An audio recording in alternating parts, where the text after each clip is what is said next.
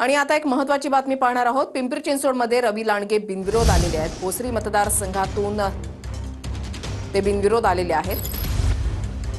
भाजपचा उमेदवार हा बिनविरोध निवडून आलेला आहे। पिंपरी चिंचवडमध्ये अजित पवारांना धक्का बसलेला आहे। त्यांचा उमेदवार हा बाद झालेला आहे, तर भाजपचा उमेदवार बिनविरोध निवडून आलेला आहे।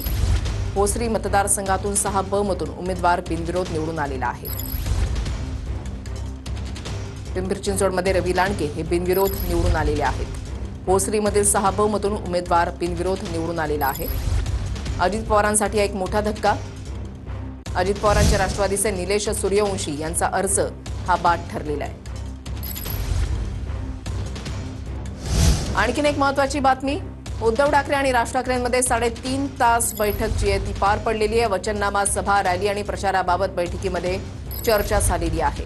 बंडखोरांवर स्थानिक पातळीवर लक्ष देण्याबाबत चर्चा झाल्याची माहिती आहे।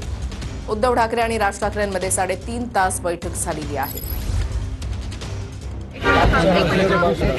Sir happy new year. नवीन वर्ष सत्तेचं जाऊ।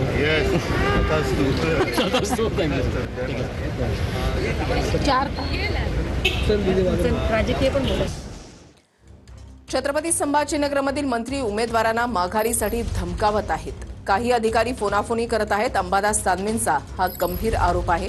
अंबादास दानवे आरोप करत असलेला मंत्री नेमका कोण, याची चर्चा आता सुरू झाली आहे। छत्रपती संभाजीनगरमधील मंत्री उमेदवारांना माघारीसाठी धमकावत असल्याचा आरोप अंबादास दानवेंनी केला आहे।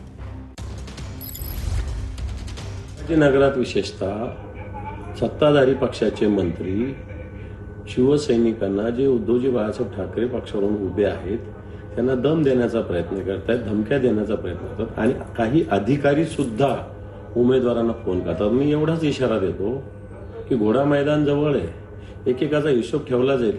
अधिकाऱ्यांना विशेषतः मी सांगतो, एखाद्याने फोन केला ना तर त्याची नाही मी गाढ होऊन मिरवणूक काढली तर माझं नाव अंबादास दानवे नाही, लक्षात ठेवा। आम्ही आमचे सक्षम आहोत, दोन्ही पक्ष आमची मैत्रीपूर्ण लढत चालू आहे।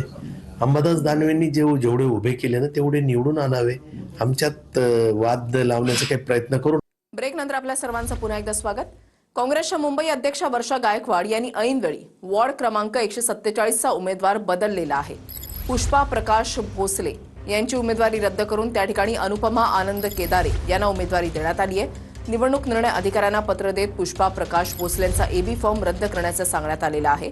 पुष्पा प्रकाश भोसलेंचा एबी फॉर्म रद्द करण्यात आल्यानं पुष्पा भोसले नाराज आहेत।